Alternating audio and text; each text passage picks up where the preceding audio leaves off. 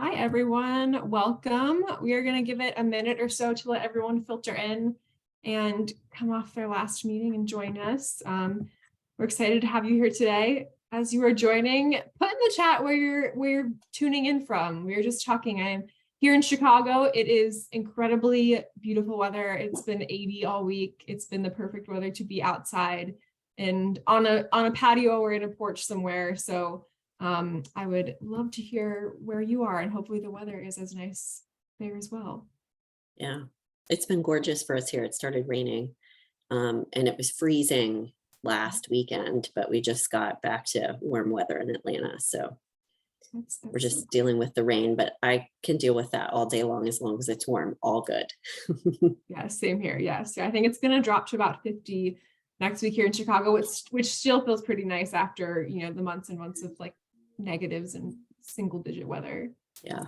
I remember when I lived in Chicago for years, like that first day or so of spring when, like you're saying, it was maybe only 50 or something like that, but everyone was running around, like literally running outside or whatever in shorts and stuff. And I was like, you people are crazy, but it's in comparison. Yeah, it's so much warmer. So so much better. I'll give everyone just another minute to join. Hopefully, I see a lot of people here in Chicago. I'm glad you're enjoying it as well. LA and Houston, beautiful weather. I know LA has been experiencing a lot of rain, but hopefully that clears up for you all soon and you join us on the sunny side of things. It really has been. It's like you forget when you live in Chicago that there are like millions of people here until the first warm sunny day, and then you're walking out and you're like, oh my gosh, everyone's out of their houses and enjoying the weather. Yeah, and it's huge. It makes such a difference. Amazing. All right, we are going to get started and let everyone else join us when they join us. Thank you all for joining us today. You are joining us during Young Professional Series, which is our month-long series dedicated to supporting recent alumni and young career-minded people. Although everyone is welcome to join us always, we know the topics are relevant to you no matter where you are in your career. This one in particular. So we are joined today by Hallie Crawford to talk about negotiating topics for career success.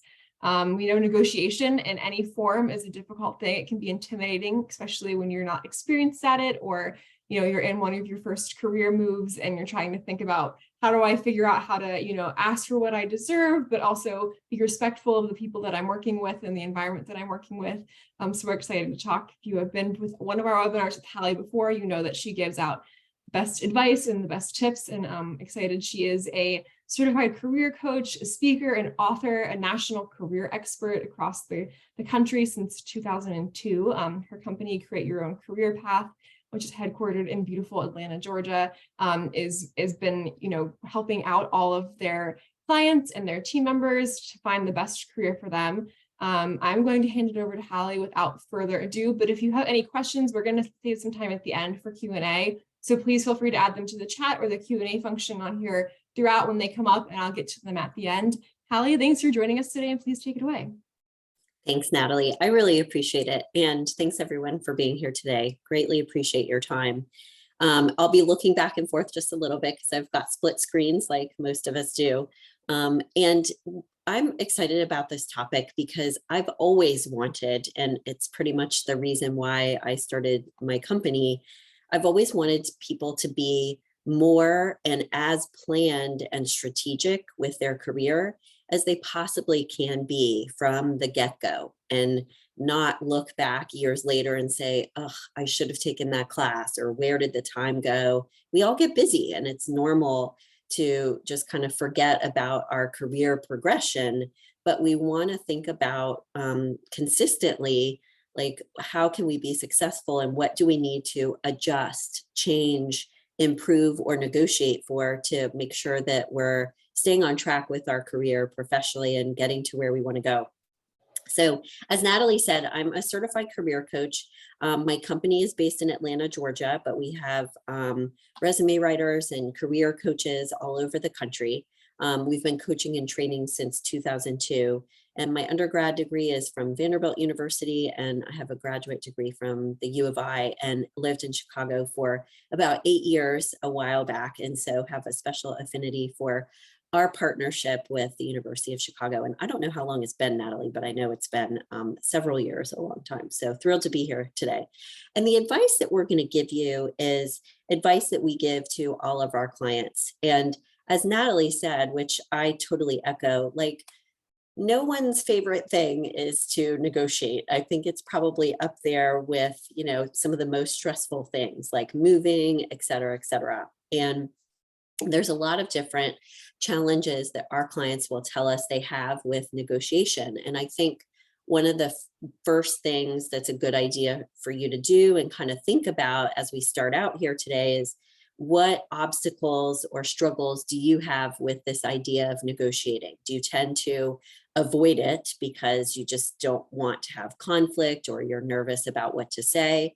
Do you have this sense of imposter syndrome, which is listed on the slide here, which is where we don't give ourselves enough credit for the value that we have and our strengths and skills and that type of thing?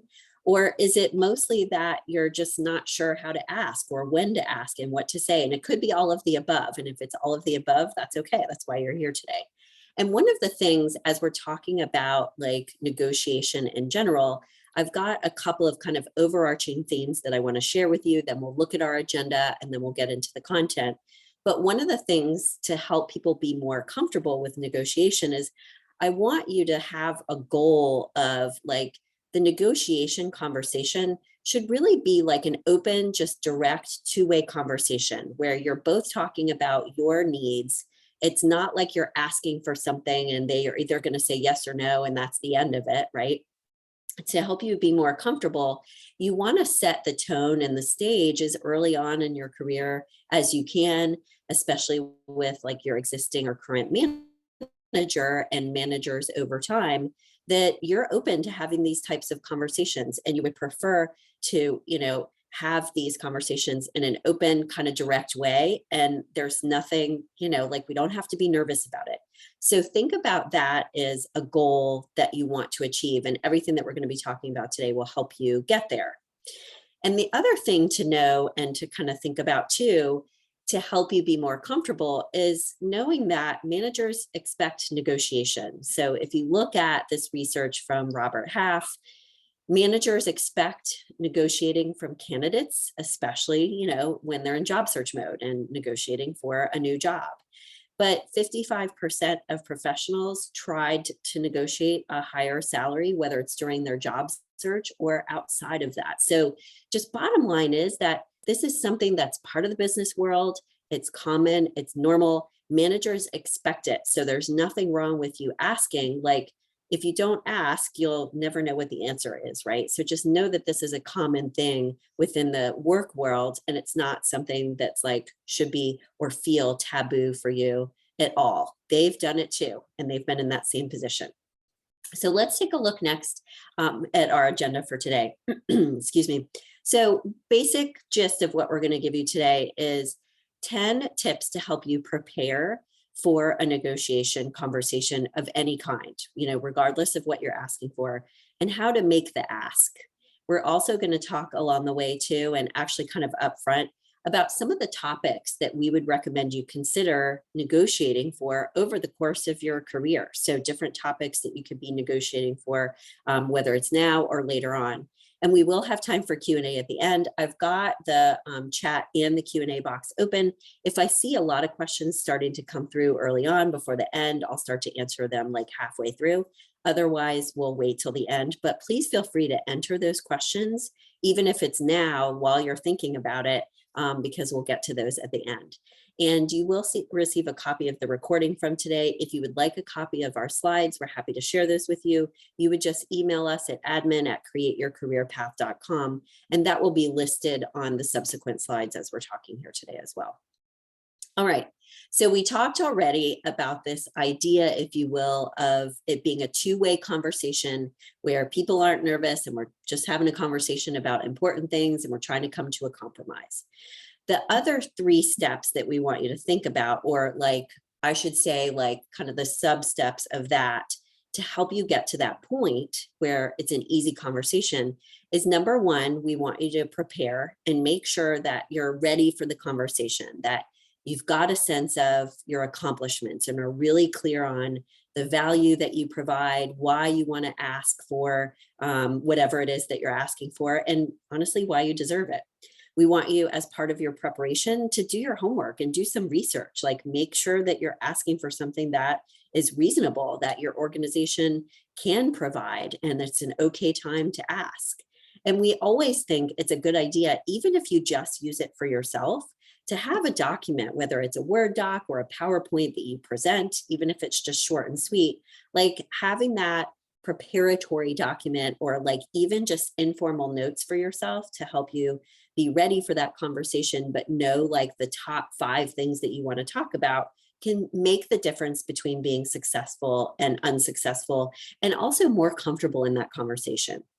The second thing we want you to think about is, in advance of the conversation or the negotiation talk, whether it's formal or informal, either way, is we want you to anticipate any red flags or any kind of obstacles or pushback, let's say, that your manager or employer might have in their mind. What are the reasons why they might say no? So that you can be prepared for how to address those possible obstacles or concerns. Because this is one of the things that freaks people out, understandably, is if they start to disagree with you for some reason or whatever, we tend to get more nervous. So it's really good to kind of weave that into your conversation and be prepared for those things in advance versus waiting for them to either happen or see if they happen. And then the third thing we want you to be really conscious of too is being confident when you're asking. Communicate effectively, be assertive, like don't be shy about asking for what you want. We're going to help you with all of this today. But the way you say something is almost, I would say, just as important as what you're actually saying to them. Because if you come across as hesitant or nervous, the conversation understandably is not going to go as well as you would want it to. So this confidence piece is important. And under these 3 buckets is kind of where our 10 tips are going to fall as we're discussing them today. So let's talk first about some of the possible negotiation topics that come across people's minds, or that we would suggest you think about, consider along the way, the course of your career. So obviously, they're going to depend on the situation that you're in. And they're also going to depend on the career stage that you're at, as well as your past experience, your education, et cetera, like what your qualifications are for a job that you're either in right now or going into. So one obvious place that we negotiate, and we want you to, is during a job offer, getting to the salary, benefits, et cetera, that you would like. Another place that we would negotiate would be if we're asking for a raise or a promotion, whether it's during the course of a standard regular performance review or outside of that. That's another case or situation where we might be negotiating and asking for something. The third one is where we're kind of actually negotiating all the time in our jobs, more informally, and we just don't always realize it, I think. So when you're negotiating, so to speak, with your teammates or your manager or whatever about your workload, what your priorities are, for deadlines on projects, whether you can achieve a specific deadline or not, and what types of projects you're getting. And we want you to be as strategic and proactive as possible throughout the course of your career, but especially at the beginning, about, okay, like, what do I want to accomplish at this job? What kind of skills and experience do I want to attain? We don't want you to just be like, for lack of a better way to say it, okay, I'm so glad I got the job. And then you're just going to like coast and you're performing your work and all of that. And obviously that's important, but we want you to be as conscious as you can about like, what do I want to get out of this job, as well as providing value. Another place that we might be negotiating is for benefits like flex time, remote work, or education benefits, those types of things. And this could be during the course of a potential job offer, but it also could be later on. If, for example, you feel like I'm not as prepared for this position or this new job that I just got as I would like to be. So there are a couple of classes I'd like to take. I'd like to ask my manager for, a little bit of either they're going to pay for these classes or help me do so. Another place that you might be negotiating is if you want to get to that next level, or you're, ready to get to that next level, and you want to gain some additional experience, have a new challenge, a new project, something like that too. And we already talked about education at the bottom. So these are the different kinds of levers, so to speak, that you can push and pull over the course of your career and negotiate for, to be strategic about where you're going, making sure you're marketable, but also ensuring that your career path is going in the direction you want it to. And as you're thinking about these things, like we said, we want you to consider the situation, what's appropriate, the career stage you're at, and what's needed next for you to get to the next level. And it could be, for example, that you say to yourself, okay, in years 1 through 3, these are the 4 things that I want to do, like skill sets I want to attain, education I want to obtain, et cetera, to get to that next level. So we always want people to be kind of looking ahead, if you will. And there's lots of different ways to think about your stages of your career and your career development. This is one of them. This is from the CEO of Korn Ferry, and it's copyrighted, which is why I put the note at the bottom there about that. And this is just one of the models that we suggest and use with our clients to help them think about their career development in stages and give them kind of a framework to think about this. Now, it's flexible. It depends on your situation. So many people's situations are different. Some people, get into the workforce for a year or two and they have to take care of an aging family member or something like that. Like, we don't want you to think of your career development as set in stone, but it is a good idea to kind of bucket it out at least a little bit to identify, okay, where am I at in my career and what's next for me? So in this particular model, stage 1 is like you're an independent contributor, so to speak. It's, early in your career, and you're still figuring out a little bit and getting clear on, okay, what is my value proposition? What are the skills I have that are valuable? How could they translate over into new skills, et cetera, et cetera. You get into stage 2, where you're becoming a really good team player, learning how to work within a team, and start to develop this objective point of view, if you will, of how to make processes and systems more efficient, and generating ideas and suggestions for your current employer. Then stage 3 is what they would call instructor, when you're starting to be kind of almost like a pseudo leader of your team. And you start to get a bigger picture, if you will, of like strategy and what's going on within your team and organization, and how your team fits into that bigger picture strategy. And stage 4 is becoming a manager. You're motivating and leading direct reports, and you've got a team of, X number of people, influencing people, where you move up to that next level beyond manager, like VP or something like that.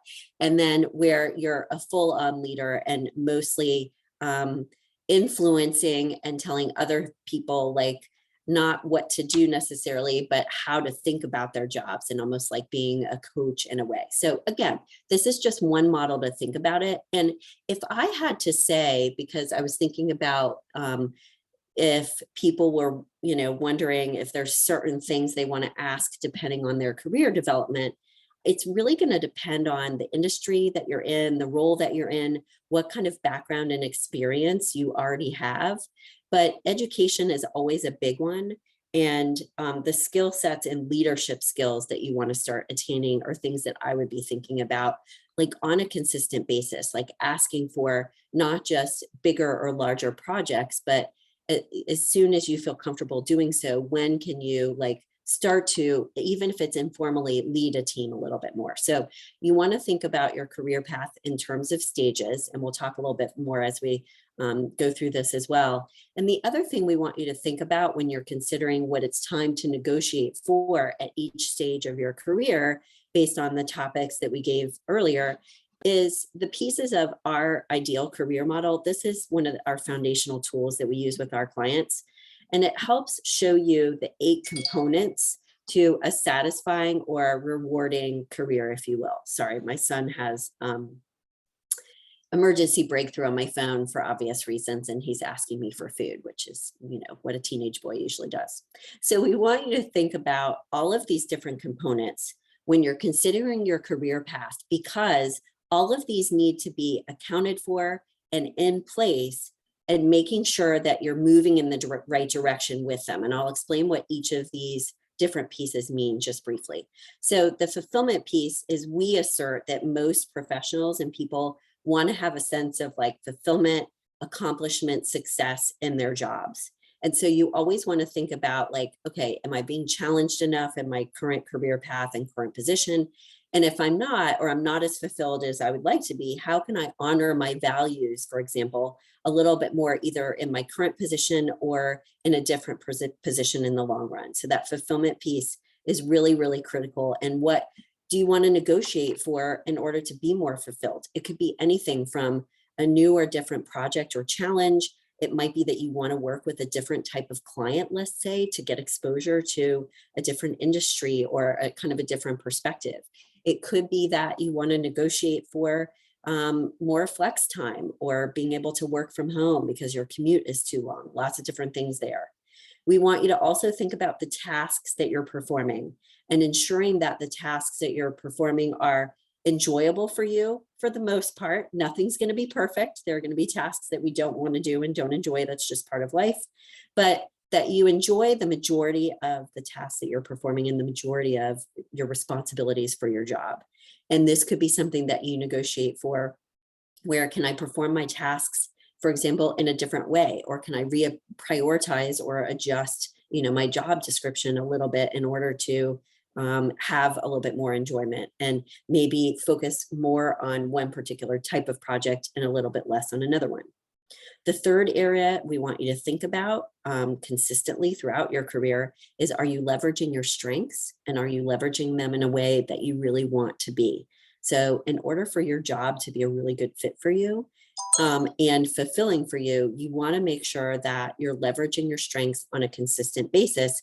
And this is also something that you might negotiate for. I'd like to build up this new strength of data analysis or something else. You might talk with your manager about, are there projects in the next year that I could take on or at least be a part of in order to build up that strength? With education and experience, it's very similar to strengths. So are there any classes that you'd like to take and ask for a little bit of help with those courses? If they can't help you financially, will they at least give you, a little bit of flex time in order to complete like a certification or whatever it is? And similar to this with experience too, what kind of experience you want to gain over time? If, for example, in 5 years, you'd like to be at this level, what do you need to do working backwards from the 5-year mark that you want to negotiate for in order to make sure you're moving forward? And the last three, last but absolutely not least at all, they're critically important, is making sure that the role that you're playing within your organization and the work environment and culture that you're in is a good fit for your personality type. If for some reason, for example, you feel like the team that you're on is not as beneficial or helpful as it could be for your career development, or there's a lot of friction or something like that, that could be something that you negotiate for or ask about if you can be moved to a different team or get some help with whatever is going on with that team.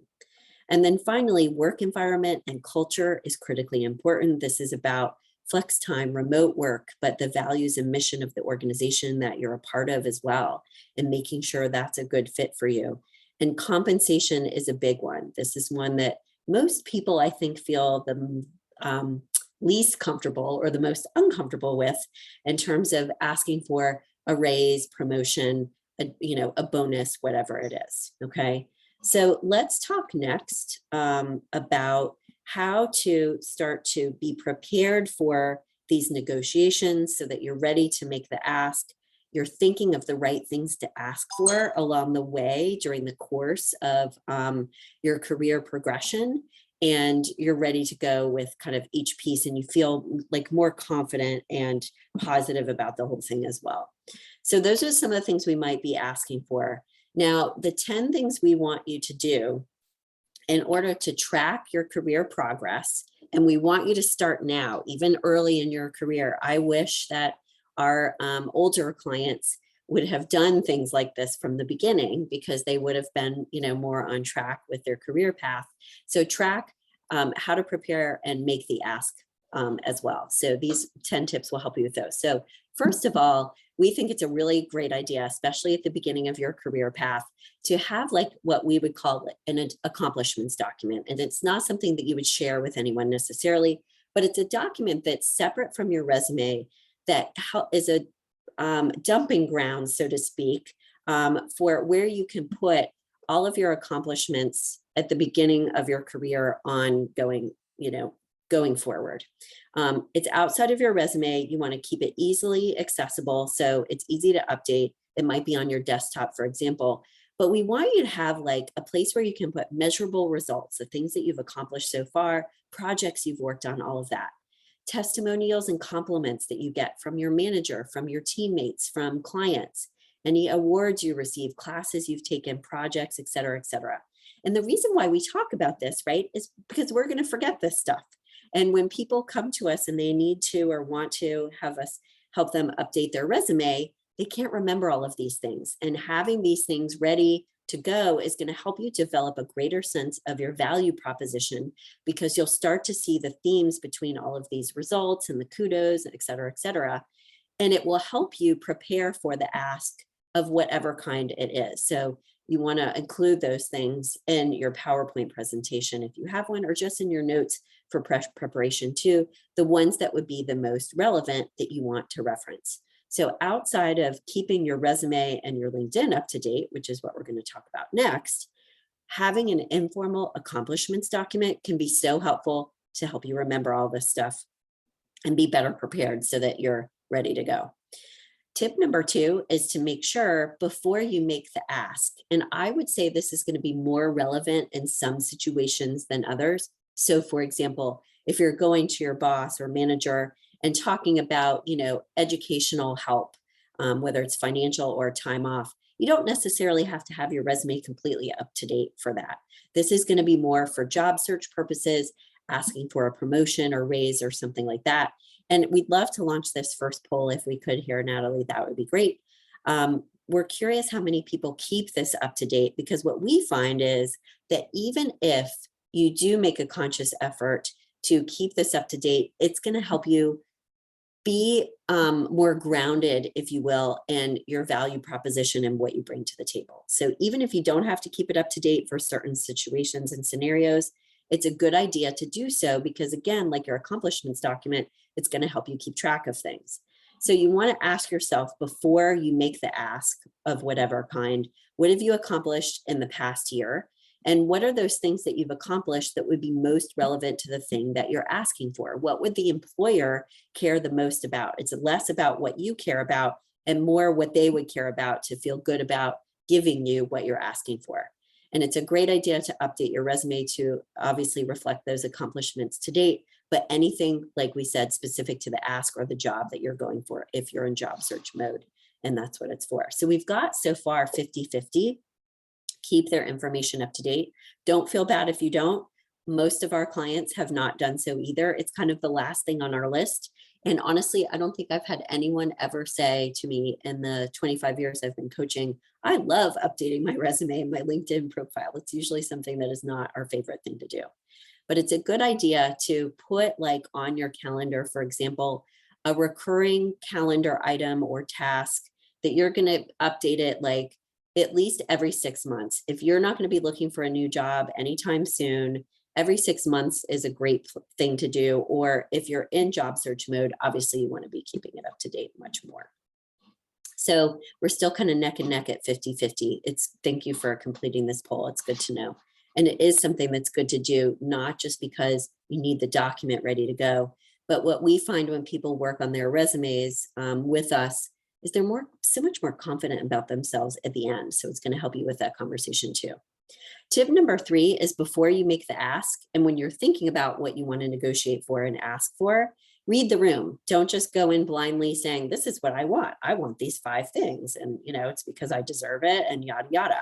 You need to be paying attention to what's going on within your organization and also within the industry and your career stage too. When is the right time and the way to ask for what you're wanting for? So is your company doing well or are they struggling? May not be the best time to ask for a raise or promotion or a bonus, but you could ask for something else. and say, would it be okay if we revisited this bonus or raise conversation in about 6 months, depending on how the organization or company is doing? If they can't give you exactly what you're wanting at that time, you could ask for something else. So be creative. If you're look at the middle here of the slide, be creative of what you could ask for. So what could be available? If this is not available, is there something else that you could ask for that would be valuable and helpful to you? And when you're in job search mode, the negotiation point is going to be closer to the time of them making you an offer. You don't start negotiating for things right out of the box. Wait till it's a little bit closer to the time when they're going to make you an offer. And kind of piggybacking on what I said earlier, it's a good idea when you're preparing for the conversation, consider what else you would accept or could ask for if they can't give you exactly what you're looking for. So have a couple of things kind of in your back pocket, and that will help you if they say no, for example. You're not just walking away and saying, okay, oh darn. Have like, okay, well, could we, consider these other things? Like when we talked about education, if they can't pay for something, could you at least ensure that, I have the flex time to accomplish this? Or could it be something that we could consider paying me back for later or whatever it is? And then if they can't give it to you right then, have a plan for saying, is it something that we could revisit in a certain period of time? Don't just let it go and necessarily take the no. And I guess what I'm saying here is it's not about being aggressive and pushy and, that's not acceptable. It's not like that, but it's completely reasonable to say, do you mind if we revisit this at a later time? And what would be a good time frame to do so? So that again, you've got a plan and you're coming up with the plan together. Remember how we talked about this conversation being a two-way street, being direct and open? That helps set the tone for that. Tip number 4 is to do your homework. And on this slide, we're talking specifically about salary research, but we want you to research other things too before you ask for anything.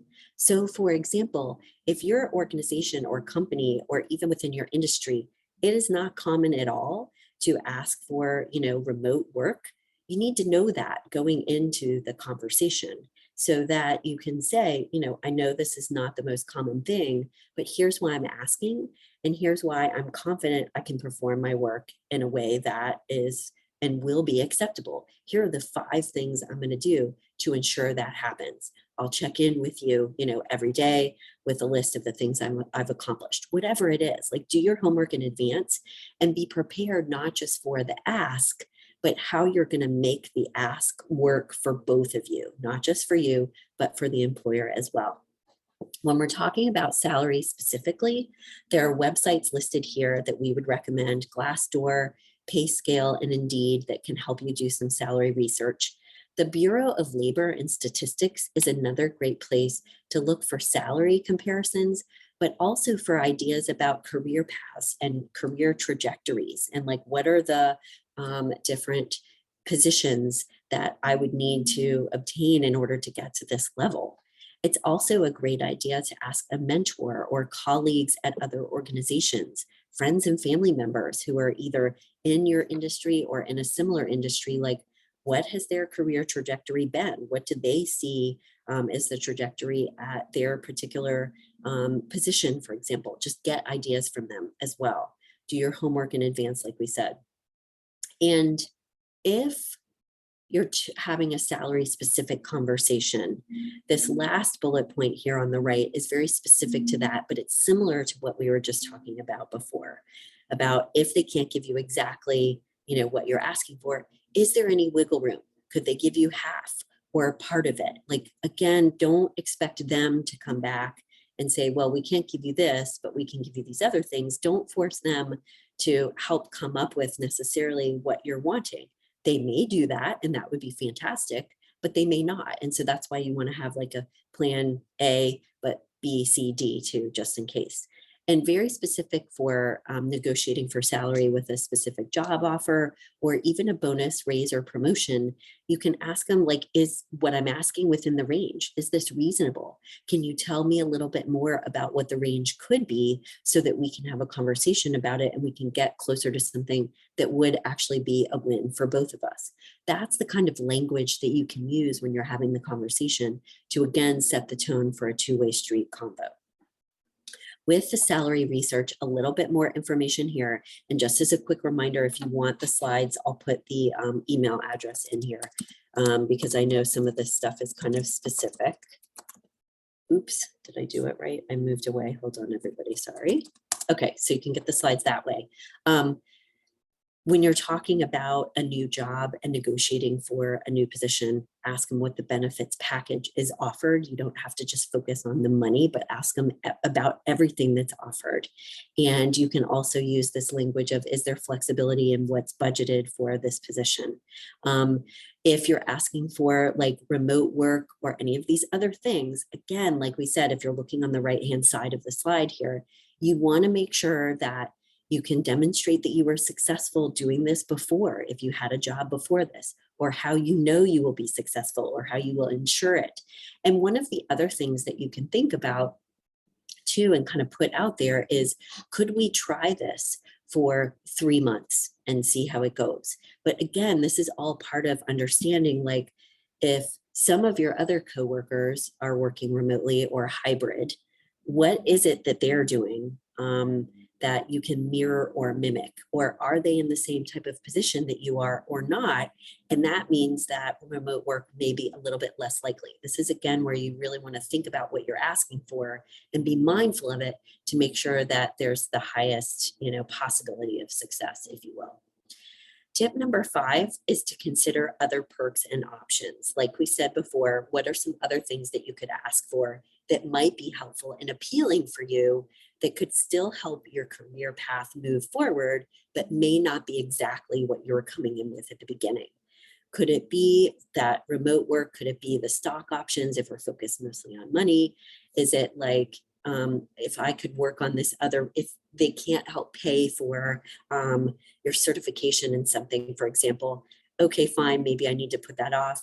Could you at least allow me or try to give me the opportunity to work on these types of projects and programs that can help enhance whatever it is or add to your skill set there? So again, be creative with your ask and assume at the beginning of the conversation, including or throughout the course of it, I should say, assume that you're wanting to get to a win-win and that they do want to help you in some way, shape, or form achieve what you want, because that's going to help you set the right tone for the conversation and go in with a positive attitude and being creative about certain things. Remember, when you're negotiating and thinking about what you want to ask for, growth opportunities are just as good in some cases as an additional certification. So let's say you're looking ahead and, if I was applying for a different job in a few years, could it look just as good if I had 2 or 3 years of this type of experience as it would if I had this certification? This is where you want to do your homework. Ask other people in your industry. You can look at other people's LinkedIn profiles to get a sense of what their career progression was and what types of education or experience they have, okay? Make a priorities list for yourself of what would be the most helpful for you, but also the other things you could negotiate for.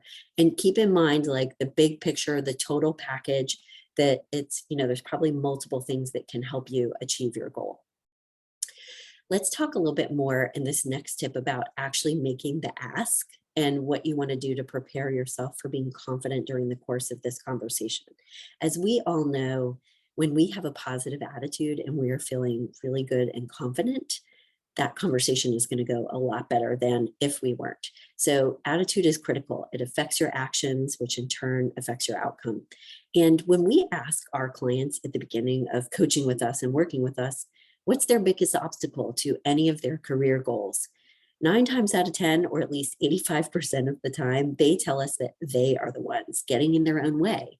It's either they're not asking, they're not being proactive, they're being fearful, or not being as confident as they could be, whatever it is. So you want to also think about what will boost your confidence during the course of and before having this negotiation conversation. Is it preparing an affirmation and posting it on your bathroom mirror? Is it visualizing how you want that interview or that meeting to go so that you've kind of got it played out in your mind and you know what you want to say and you've practiced, etc.? You want to dress for the job that you want and making sure that your attire is something that's going to make you feel confident too. It sounds kind of crazy, but it makes a difference when you feel good about, yourself, not just based on your value proposition, but what you're wearing, everything else too, that can make a difference. And it is okay to have notes during the course of the conversation that you're having with someone to remind you of the 3 or 4 things that you want to make sure you get across so that you're prepared. And again, don't feel like you have to have every single thing memorized. So this confidence is a huge thing. You want to make sure during the course of the conversation as well that you're leading with your value and looking, as we said, at the negotiation as a two-way street and two-way discussion. You want to push aside any negative self-talk or any negative thinking, get support with that and help if you think you need that. Like, so positive affirmations can be really, really helpful. Before the conversation, review your list of accomplishments because that again can help you be confident in your value proposition, et cetera, et cetera. Practice in front of the mirror. I know it kind of sounds hokey, but not just practicing like, in limbo, but practicing in front of the mirror and paying attention to what your nonverbals are. Are you coming across as confident, especially when you're talking about these specific things that make you feel a little bit more nervous? And get some coaching on it if you need to. Like hop on a Zoom call with a friend, family member, or coach and practice the conversation out loud with them and have them be tough on you and difficult and throw things at you so that you feel like you're really, really prepared. Okay. And these are a couple of little like things that you can say to help it be like a two-way conversation, help take the edge off for you, but also set the tone for that two-way discussion. I'm open to discussing options here. I am asking for this, but I'm open to talking about other options if needed.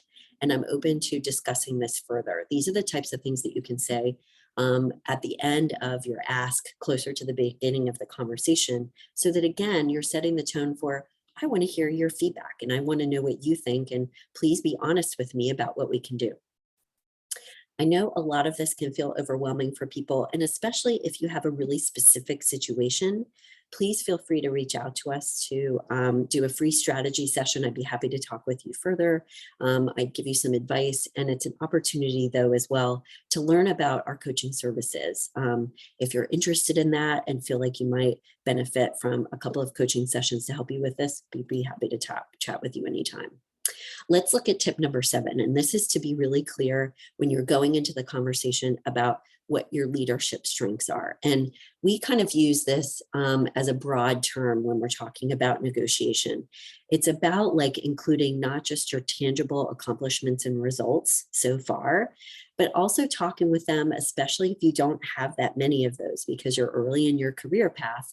Also talking about what your soft skills are, like what are the other things that you're good at outside of those tangible skills and strength?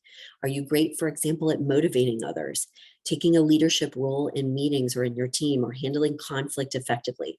Those are the types of things that can help with the negotiation, again, depending on what you're asking for.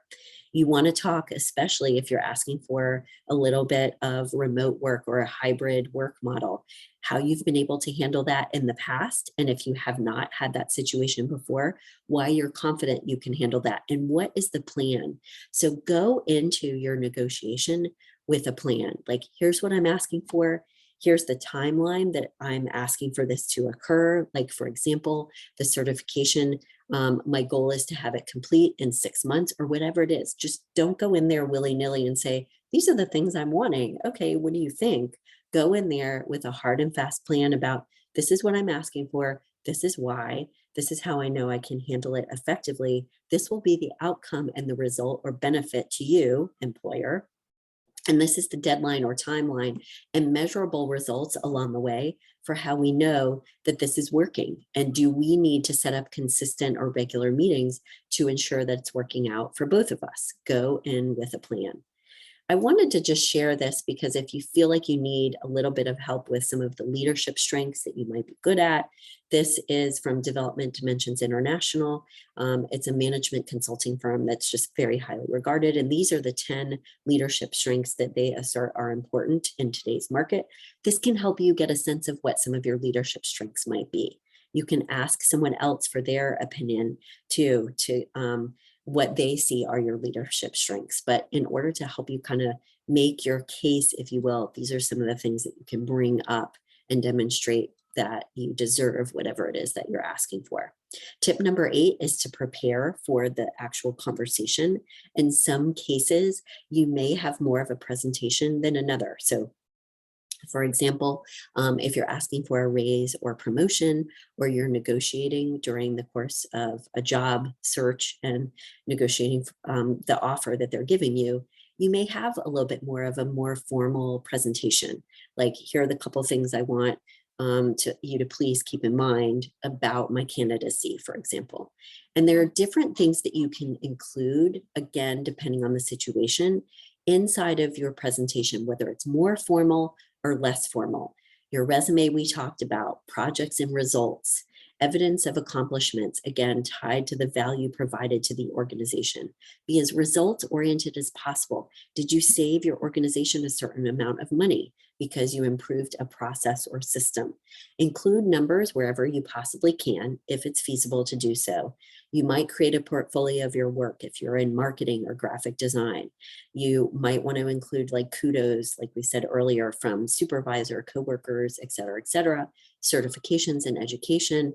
Could be including your StrengthsFinder results, and maybe like a brag book. Like, we've had clients do this when they're in job search mode, and it includes, all of the qualifications they have for a particular job.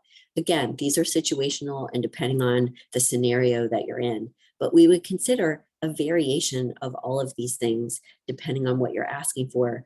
And remember, for tip number 9, to be really clear on your ask. So you're going through the course of this conversation. You want to make sure that at the beginning, you're very clear on what you're asking for. Sometimes when people get nervous, they get a little wishy-washy and they start to kind of back off of what they're asking for, especially if you're new in your career. So you want to go in being very clear about, I am asking for this amount of money, for example, or in order to obtain this certification, it will take this long, and this is why I think it will be beneficial. So make sure that you're really clear on what you're asking for, be specific with it, and then be quiet and wait for them to respond. When we get nervous, we tend to keep talking, and that can start to diffuse our message. So give them a moment to kind of digest what you're asking for. It's okay for them or for you to say, if you need a few days to think about it, that's completely fine. I know that, here's my presentation, here's my thought process. We can follow up in a couple of days. That's completely fine. And make sure that when you're making your ask, include a little bit of background research and information, whether it's salary research or otherwise. And if we can do our next poll here, that would be fantastic, Natalie. But in a job negotiation, for example, make sure that you at least reference a little bit, like some of the salary research you've performed. I know that, for example, in our location, the salary range tends to be about this and this. Is that within the range that you all have budgeted for this position? And if it's another type of research, you can say and let them know that, for example, I realize that remote work may not be something that is as common in our organization, but I discovered through the course of my research that within our industry, X% of people actually are working remotely or in a hybrid model. Okay. And you want to do this in not a combative way, but just you're sharing the facts and that's it. So we'll give you a moment to complete our poll. And in our next couple of slides here, we'll start to wrap up so we have time for questions. And it looks like a lot of people have performed salary research before, which is fantastic. I think more and more people are becoming aware of the need to do this and also aware of the tools that are out there that you can use. And just by the way, when you're trying to perform research on other things, Google is fantastic.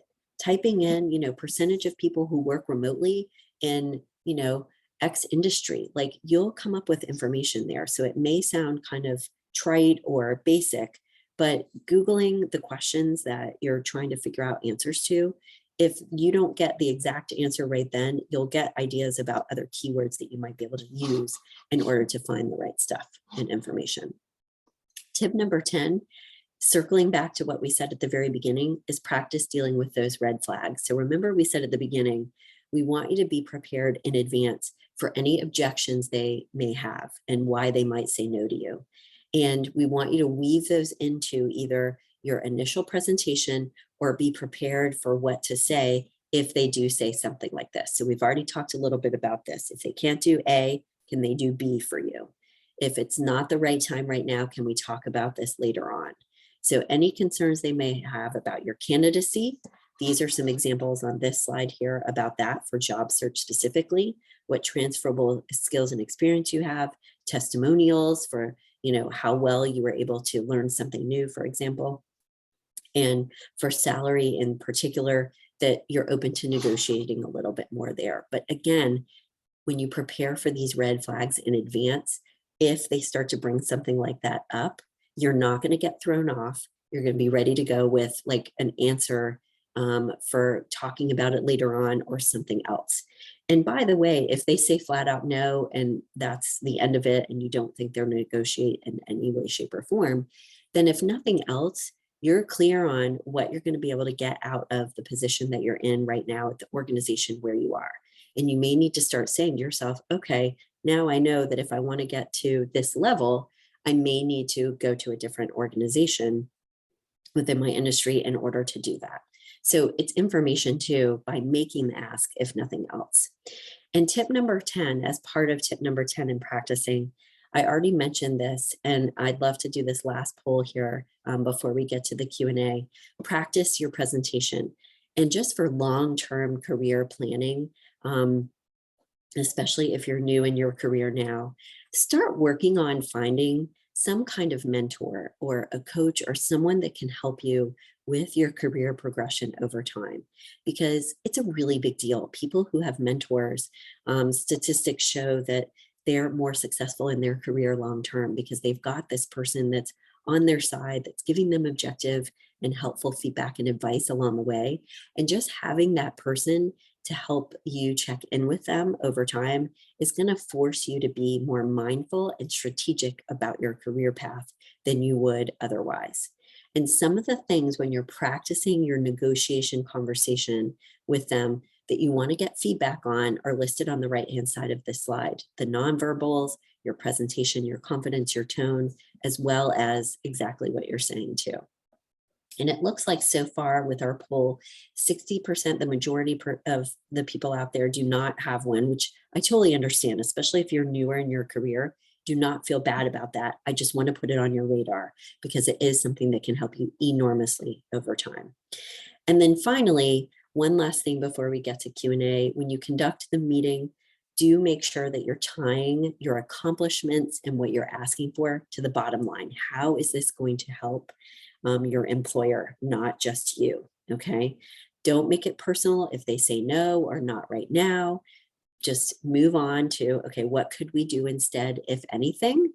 And these are some of the things on the right-hand side we've talked about already. If it's not immediate, can we talk about it later?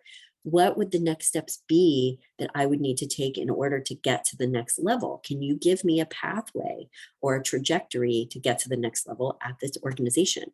Then you're clear about what you need to do and it's not in limbo, okay? And make sure, obviously, at the end that you thank them for their time and consideration. Be really gracious regardless of what the answer is, because you don't want to burn any bridges regardless. All right, I'm going to close out the poll on my end here. And what I'd love for you all to do next, please, if you would, is to get out your pen and paper, write down 1 or 2 action steps that you will take in the next week or 2 here based on what we've talked about today. And depending on your situation, we've got our email address on the bottom right there if you'd like a copy of the slides in the strategy session. And it looks like we've got 2 questions coming through so far. So I'll start with those. Okay, so number 1 is, does negotiating for a higher salary cause or create the risk of losing the job offer altogether? This is a great question. In some cases, it could, but I really like, those are few and far between. What I want to say about negotiating for a job offer is remember the beginning slide about how they tend to expect it. Now, if an employer has said, though, from the get-go, here is our salary range, there is no room for negotiation, and they've been really clear about that, then don't try to negotiate because yes, then you could lose the offer. But if they haven't said something like that, it is worth at least asking. You just want to ask for something that's within reason. And in order to help avoid the problem possibly of losing the job offer, to let them know upfront, I'm open to discussing this further and I'm open to negotiation. Here's what I'm asking for, and here are the reasons. But I really would like to have a conversation about this because I'm open to negotiating on my number. That can help you with that possible issue. All right. Next question. Is it okay if your mentor is not in the specific industry or sector you work in? This is a really great question. Different field, but her insights are helpful and relevant to my own career development. Absolutely. I do not think a mentor has to be in your industry necessarily. I think it can be helpful in some ways, but the general advice of someone who is further along in their career is incredibly useful and helpful. So the short answer to that is yes, I think it's totally okay. You may want to find someone down the line, like an additional mentor, let's say, who is within your industry, who could give you industry specific advice every once in a while. But bottom line is if you've got someone good, stick with it, because mentors are not somebody that you just go find and okay, like everyone is just going to say yes. So if you've got a good one, stick with them. Another question is, if I am transitioning industries, should I expect that I will be valued slightly lower? Great question. Should I expect that as a cost of the industry change? It could be in some cases, but no, I would not expect it across the board. I'd be prepared for it just in case. But if you're able to, and it depends on the level that you're at, but if you're able to sell yourself and demonstrate your value at the level you already are and what your transferable skills and experience are, you should be able to get at least relatively close to what you're getting paid now, if not at that same level. Now, this is going to depend a lot on the organization, the industry that you're in, and how close the industry is that you're transitioning into from where you are now. So I would expect it in the back of your mind as a possibility, but not this huge, dramatic, terrible change, because our clients ask us this all the time. And we want you to be reasonable and realistic about it. But again, if you're selling yourself in the right way and you already have, some level of experience, it could be more of a lateral move, even if it's like at the bottom end of the range that you're working in now. Great questions. I really like those. Natalie, is there anything that you'd like to share before we go and just see if there's any? There was one question that came in actually in our registration that I wanted to answer really quickly for people, which is how do you bring this up to your boss or your manager? I think do you like throw it on the calendar and say 1 o'clock on Thursday, we're talking about my salary and negotiations, or how do you broach this topic in a way that's not sort of going to let them have time to build up their argument before they talk to you, but also make them aware of the kind of conversation that you're going to be having? I know, right? That's something people ask us all the time. I think it depends on your boss and how they like their personality type and what your relationship is like with them. If they're the type of person that likes to have structure, meetings on the calendar, et cetera, and wants to know things in advance, I would err on the side of that almost like regardless, because I think it's never a great idea to completely blindside someone. But if you have a really good working relationship with them and you've got a meeting coming up, for example, about something else, you could bring it up during the course of that conversation and say, look, I'd like to talk to you about, something a little bit more serious and the possibility of, a bump up in pay. Can we either talk about that now or set up a time to talk? So I personally err on the side of setting up a calendar, event, because even if that's going to give them time to build up their argument, they can do that anyway, like by saying, I'm not sure, let me get back with you in a couple of days. Like it could happen anyway. So I wouldn't worry so much about that. And I do think it is a good thing to have a more formal time set with them where you both have that time blocked out. You're free to have the conversation. You can go back and forth a little bit about it. And there's a little bit less pressure on it because of that as well, versus just sliding it in. But if your manager is a little bit more informal and doesn't, have calendar time slots that are like that specific or whatever, you may want to say, like, look, I'd like to talk to you about something a little bit more, formal in the next couple of weeks. Can we get some time down on the calendar?